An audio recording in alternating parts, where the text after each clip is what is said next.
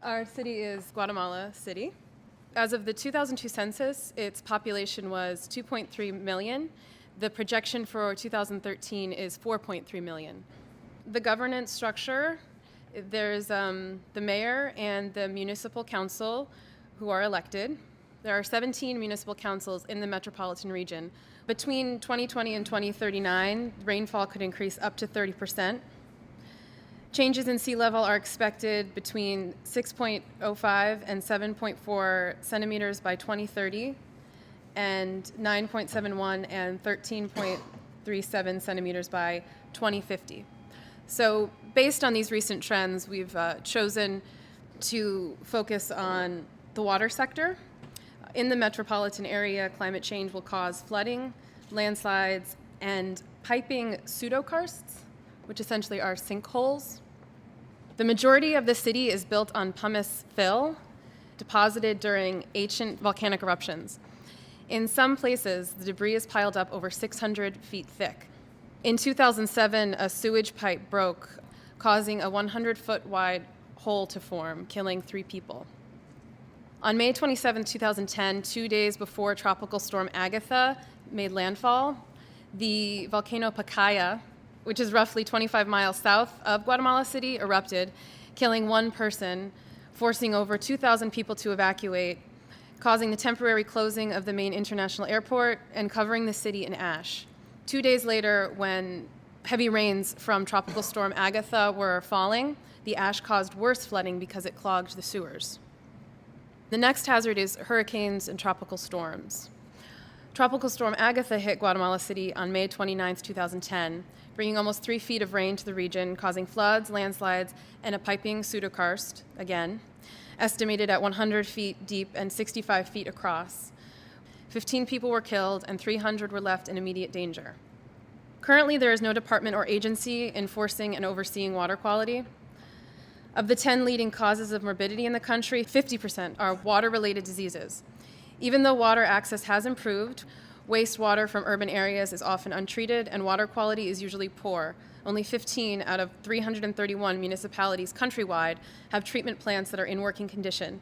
Of its 2.3 million inhabitants, 1/3 live in precarious settings.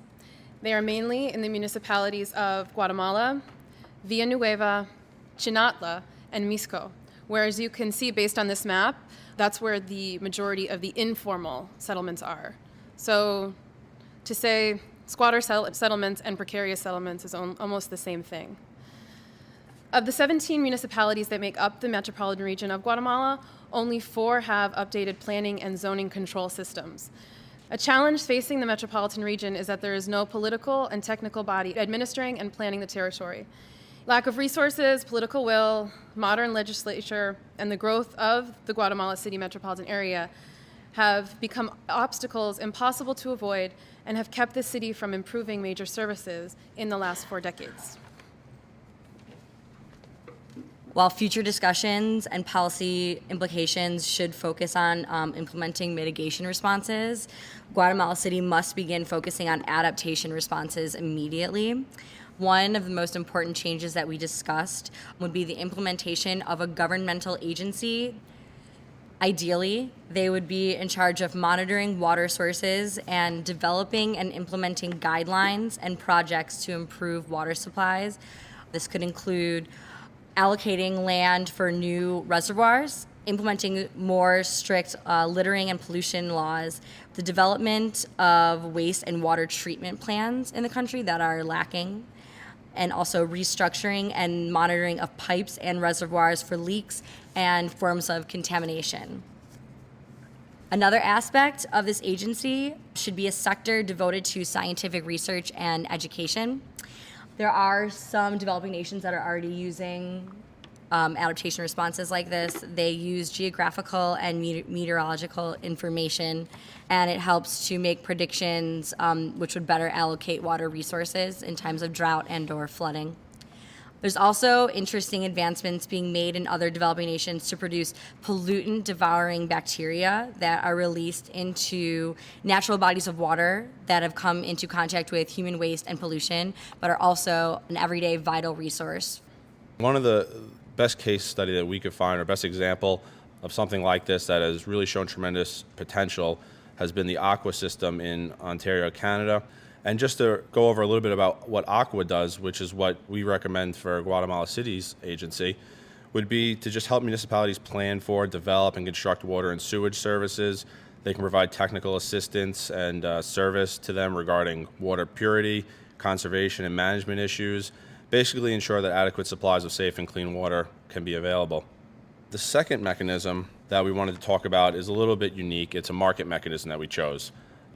And basically, this is going to be the creation of an office that oversees and creates subsidies aimed at adaptation efforts. There's a few different ways you can implement these types of market mechanisms. You can use direct payments, tax reductions, and price supports. So some of the examples that we hope to create with these market mechanisms would be things like building of dikes and other flood protection measures, waterproofing of buildings, installation of water supply, irrigation systems, all things like that. There's going to be a few challenges that this sort of office would have to address. Within the market mechanisms that we've chosen, like I said before, direct payments, tax reductions, price supports, there's different ones that are easier to administer and harder ones. So, for example, compared to grants, tax reductions are often much easier to administer. However, some challenges and barriers have been identified by assessing tax reductions. They add to complexity of tax systems. Their budgetary consequences are sometimes difficult to estimate. So all of these aspects have to be carefully judged before introducing each different subsidy. But we think ultimately in the end this is something that could work. We can hopefully find people who are willing to take on the incentives to do what we want to be done.